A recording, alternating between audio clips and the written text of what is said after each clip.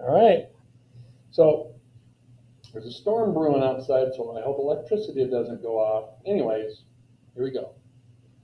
Graph it. All right. Find the vertical asymptote. Where? Denominator. X plus 8 equals 0. Subtract 8, I get x is negative 8. This is what x can't be. So I say, all right, 1, 2, 3, 4, 5, 6, 7, 8, dotted line. Graph can't cross that. That's our asymptote. So that x equals negative 8. That's it. That's the only one we got.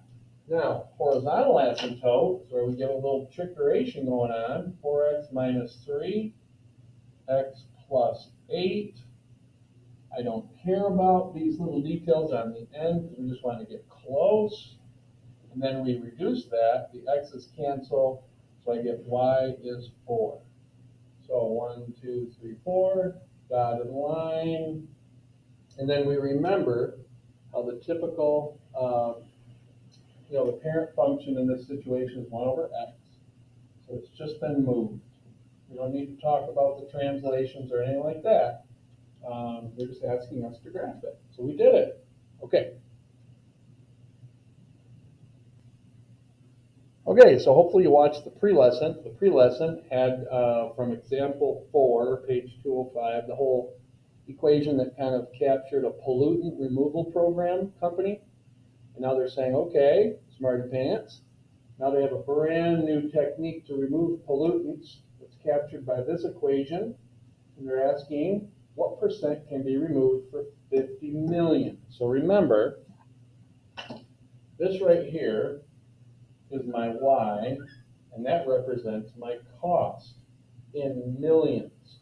So they're asking us, let y equal 50 million. So I go up here and I draw this horizontal line. That's representing 50 million.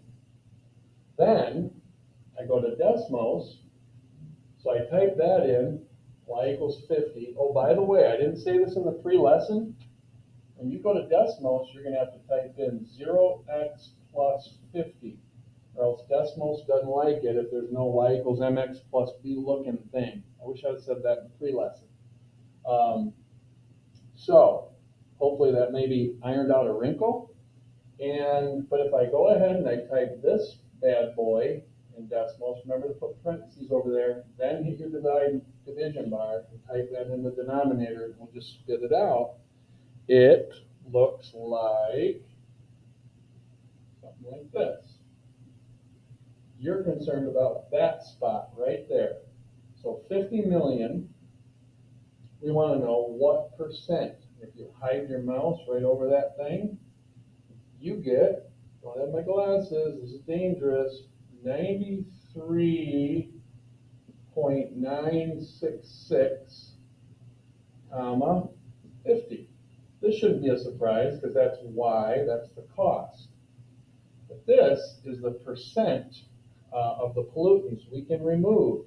So we're going to go squiggly line 94%, just round up a little bit. Okay.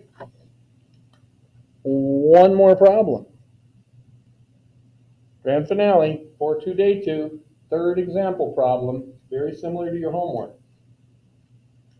Just find the asymptotes. Well, we got 2 of them. We got potential vertical asymptotes, and we got our horizontals. Hopefully you're getting the pattern. We get our vertical asymptotes from the denominator. Now some of you are like, well, I want to factor the top. This has nothing to do with the numerator. Remember, we can have a 0 over some number, like a 10 or 100. That will be okay. We're trying to find out what x cannot be from here. So 2x squared minus 10 equals 0. Add 10, divide by 2, x is 5. But that's the no-no. X can't equal 5. If you don't believe it, put it in there.